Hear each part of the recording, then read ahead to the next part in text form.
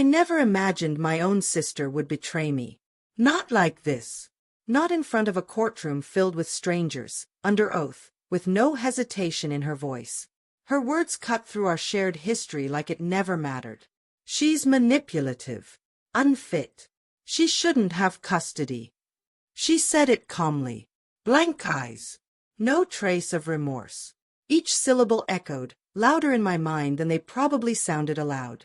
I stayed still, fists clenched, nails digging into the wood beneath my hands, anything to ground myself, to feel something besides humiliation. My attorney leaned in close and whispered, "Don't react." But how do you stay composed when the person tearing you down is the same one who held your hand at your father's funeral? She was my older sister by 2 years.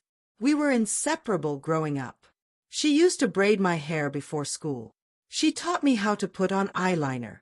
She stayed up all night with me after our dad died. And now she was standing on the wrong side of the truth. It began with a secret. One I didn't even want to believe myself at first. I'd been married to Daniel for 7 years.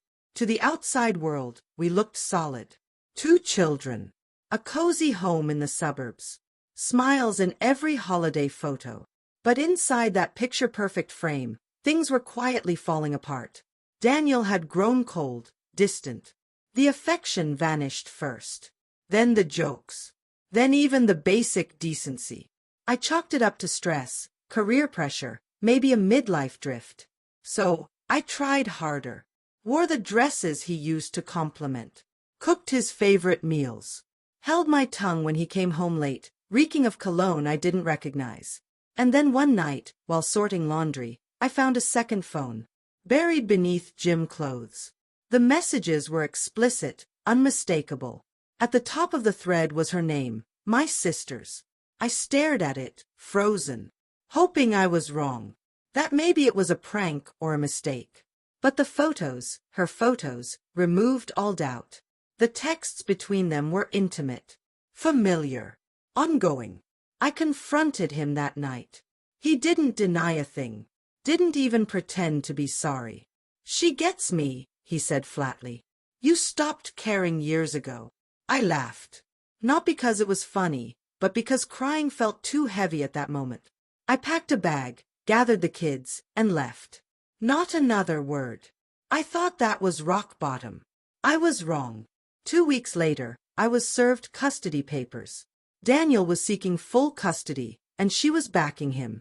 That's how I ended up here, in court, battling for my children, trying to salvage what little was left of the life I'd built. My sister's betrayal wasn't impulsive. It was calculated, precise. Her statement to the court made me out to be unstable. She referenced my therapy, sessions I turned to after postpartum depression, something I had confided in her. She twisted it, calling them mental breakdowns. She mentioned the 1 bottle of wine I drank during a rough week, hinting at alcoholism. Every private moment I had shared with her, now weaponized. "She can't care for those children," she said. Smooth voice. Cold delivery. "She needs professional help, not custody." I bit down so hard on my tongue it bled. When it was finally my turn to speak, I rose to my feet. My legs shook. My voice wavered. But I looked the judge in the eye and told my truth.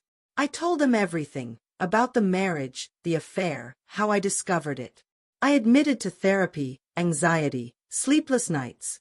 I spoke honestly about the love I had for my kids, about comforting them during fevers, chasing away their nightmares, the way they clung to me when we left that house. I didn't polish the pain.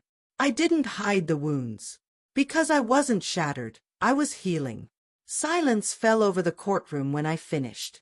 Daniel's lawyer objected, accused me of emotional manipulation. The judge overruled. Then came the moment I never anticipated. The judge turned to my sister.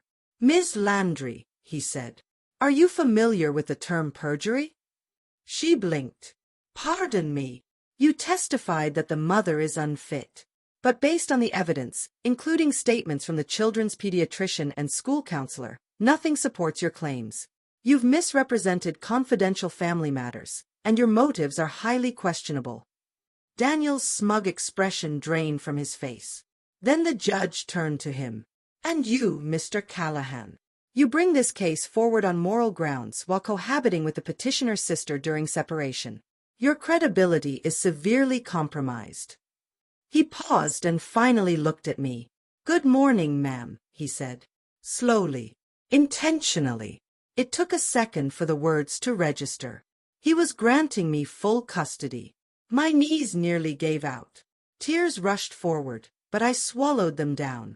I pictured my children's faces. Safe. Home. With me. My sister stormed out before the judge struck the gavel. That was 8 months ago. We haven't spoken since.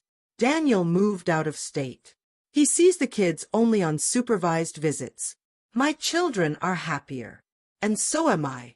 Sometimes I replay that moment in court, the hollow look in her eyes, the ease with which she betrayed me.